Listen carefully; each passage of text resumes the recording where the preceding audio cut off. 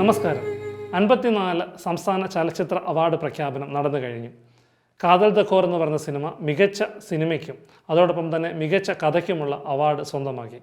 ഈ സിനിമയ്ക്ക് അവാർഡ് പ്രഖ്യാപിച്ചുകൊണ്ട് അവാർഡ് പ്രഖ്യാപന വേദിയിൽ ഉയർന്നു കേട്ടൊരു പ്രസ്താവന ഇങ്ങനെയാണ്: പരമ്പരാഗത മാനുഷിക ബന്ധങ്ങൾക്ക് അതീതമായി മാറുന്ന സാമൂഹിക യാഥാർത്ഥ്യങ്ങളെ അതിസൂക്ഷ്മമായും അതിപ്രധാനമായും അവതരിപ്പിച്ചുകൊണ്ട് വൈവിധ്യങ്ങളെ സ്വീകരിക്കുവാനും ഉൾക്കൊള്ളുവാനും പ്രേരിപ്പിക്കുന്ന പ്രമേയത്തിൻ്റെ ശക്തമായ ആവിഷ്കാരമെന്നാണ് ഈ സിനിമയെക്കുറിച്ച് അവിടെ ഉയർന്നു കേട്ട അഭിപ്രായം.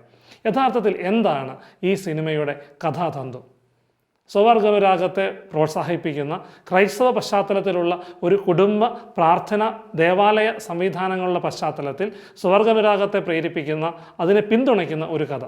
തീർച്ചയായിട്ടും സഭയും സമൂഹവും LGBTQ കമ്മ്യൂണിറ്റിയോട് എന്നും കരുണയോടും അതോടൊപ്പം തന്നെ അങ്ങേയറ്റം കരുതലോടെയുമാണ് പ്രവർത്തിക്കുകയും അവരെ പരിഗണിക്കുകയും ചെയ്യുന്നത്. എന്നാൽ ഈ പ്രസ്താവനയിൽ പറയുന്നത് പോലെ പരമ്പരാഗത മാനുഷിക ബന്ധങ്ങൾക്ക് അതീതമായി മാറുന്ന ഒരു സാമൂഹിക യാഥാർത്ഥ്യം ഇന്ന് നമ്മുടെ സമൂഹത്തിലുണ്ടോ? തീർച്ചയായിട്ടും ഒരു പ്രവണത, അത് സമൂഹത്തിൻ്റെ മുഖ്യധാരയിൽ നിന്നും മാറി സഞ്ചരിക്കുന്ന ഒരു പ്രവണതയെ ഗ്ലോറിഫൈ ചെയ്തുകൊണ്ട് അതിന് ആവശ്യത്തിൽ കൂടുതൽ പിന്തുണ നൽകിക്കൊണ്ട് ഇത് സമൂഹത്തിൽ തികച്ചും സാധാരണപ്പെട്ട ഒരു കാര്യമാണ് എന്ന രീതിയിൽ അവതരിപ്പിച്ചുകൊണ്ട് വഴിതെറ്റിക്കുവാനുള്ളൊരു ശ്രമം ഇത്തരം ഒരു പ്രസ്താവനയുടെ പിൻപിലുണ്ടോ എന്ന് തീർച്ചയായിട്ടും നാം സംശയിക്കേണ്ടിയിരിക്കുന്നു. കുടുംബത്തിൻ്റെ അടിസ്ഥാനമായ മാതാപിതാക്കളും മക്കളും അവർ ചേരുന്ന ഏറ്റവും മനോഹരമായ ഒരു ജീവിത സാഹചര്യത്തെയും ബോധപൂർവം തള്ളിക്കളഞ്ഞുകൊണ്ട് ആവിഷ്കാര സ്വാതന്ത്ര്യത്തിൻ്റെ പേരിൽ ഉയർത്തിക്കൊണ്ടുവരുന്ന ഇത്തരം ചിന്താഗതികൾക്ക് ആവശ്യമില്ലാത്ത ഒരു ഗ്ലോറിഫിക്കേഷൻ, ഒരു മഹത്വീകരണം നൽകിക്കൊണ്ട് സമൂഹത്തിൻ്റെ മുന്നോട്ടുള്ള പോക്കിന് ബോധപൂർവം ആരെങ്കിലും തടസ്സം സൃഷ്ടിക്കുന്നുണ്ടെങ്കിൽ അത്തരം ചിന്താഗതികളെയും ബോധ്യങ്ങളെയും ചെറുത്ത് തോൽപ്പിക്കേണ്ടത് തന്നെയാണ്.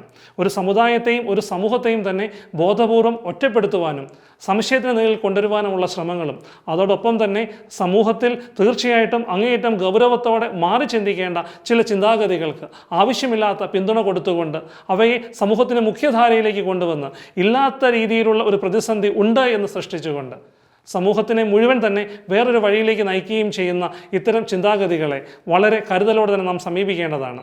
അങ്ങനെയുള്ള സാഹചര്യത്തിലാണ് പരമ്പരാഗത മാനുഷിക ബന്ധങ്ങൾക്ക് അതീതമായി നിൽക്കുന്ന എന്തോ ഒന്ന് സ്വവർഗനുരാഗത്തിലും അത്തരത്തിലുള്ള ജീവിത രീതിയിലുമുണ്ട് എന്നൊക്കെ പറഞ്ഞുകൊണ്ട് അതിന് കൂടുതൽ പ്രാധാന്യം കൊടുത്തുകൊണ്ട് വില കൊടുക്കുന്ന ചിന്തകൾക്ക് സമൂഹത്തിലെ ധാർമ്മിക മൂല്യങ്ങൾക്കും കലാമൂല്യങ്ങൾക്കും അപ്പുറം മറ്റു ചില പരിഗണനകൾ നൽകിക്കൊണ്ട് അവാർഡ് കൊടുക്കുമ്പോൾ പൊതുസമൂഹം ഇതൊക്കെ തന്നെ ശരിയാണെന്നും അല്ലെങ്കിൽ ഇത് മാത്രമാണ് നമ്മൾ അംഗീകരിക്കേണ്ട സത്യങ്ങളും എന്നൊക്കെയുള്ള രീതിയിലുള്ള ചിന്താഗതി ഉയർന്നു വരുവാനുള്ള സാധ്യതയുണ്ട്.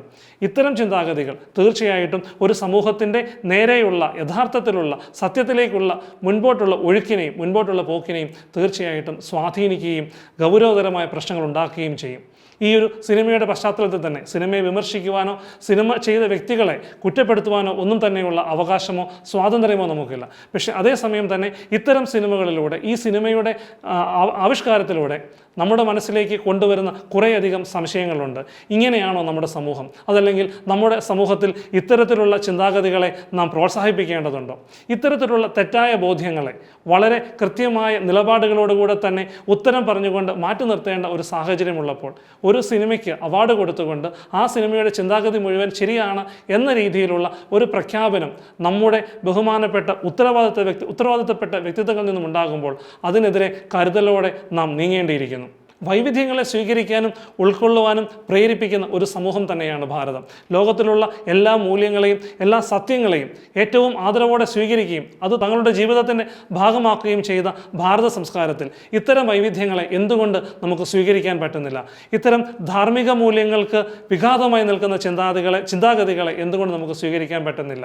അത്തരം കാര്യങ്ങളെക്കുറിച്ച് ഗൗരവമായ ചിന്തകൾ നടത്തുകയും ബഹുമാനപ്പെട്ട സുപ്രീം കോടതിയുടെ വിധി ഉൾപ്പെടെയുള്ള കാര്യങ്ങൾ പഠന വിഷയമാക്കുകയും ചെയ്യേണ്ട ഒരു സാഹചര്യത്തിൽ ഇത്തരത്തിലുള്ള ചില സിനിമകൾക്ക് ആവശ്യമില്ലാത്ത മഹത്വീകരണം നൽകിക്കൊണ്ട് അതല്ലെങ്കിൽ ബോധപൂർവമുള്ള ചില പരിഗണന നൽകിക്കൊണ്ട് സമൂഹത്തിന് മുൻപോട്ടുള്ള പോക്കിനെ നാം തെറ്റായ രീതിയിൽ അതല്ലെങ്കിൽ വഴിതിരിച്ചു വിടുന്നുണ്ട് എന്നുണ്ടെങ്കിൽ തീർച്ചയായും അത്തരം നീക്കങ്ങളെ കരുതലോടെ നമുക്ക് സമീപിക്കാം.